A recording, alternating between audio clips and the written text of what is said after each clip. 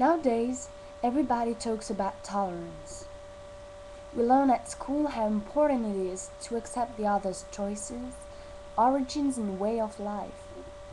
It, but why is it so important and necessary to make this effort?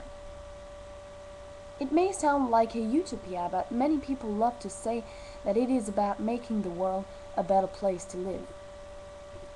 It is about freedom, because everyone should be allowed to make their own choices and not be rejected because they don't think the same way as their neighbor.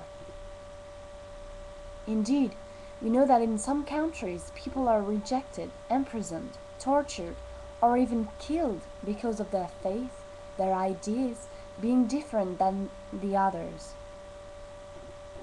A place without tolerance is a place without freedom. Some people think that if you are not tolerant, you are narrow-minded. In fact, when you don't accept the other's difference, you end up alone. An American pastor once said, "I'm tolerant, but it depends on what. There are some things I can't and don't tolerate." This leads us to the question, can we be tolerant about everything? If a man made a coup d'etat and proclaimed himself as king of France, ruling the country as a dictator, would that be tolerable? If someone in the road screamed out loud insults to the Jews or whatever other religion or people, would that be tolerable? You may think that actually racism is kind of an intolerance. It is. It is actually something dangerous that we must avoid. Trying to be tolerant and trying to convince people to be tolerant is something that may help racism to disappear.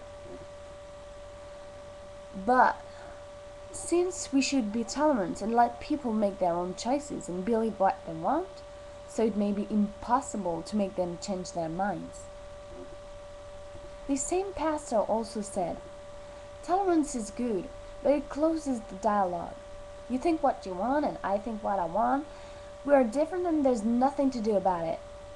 We live on our own and that's it."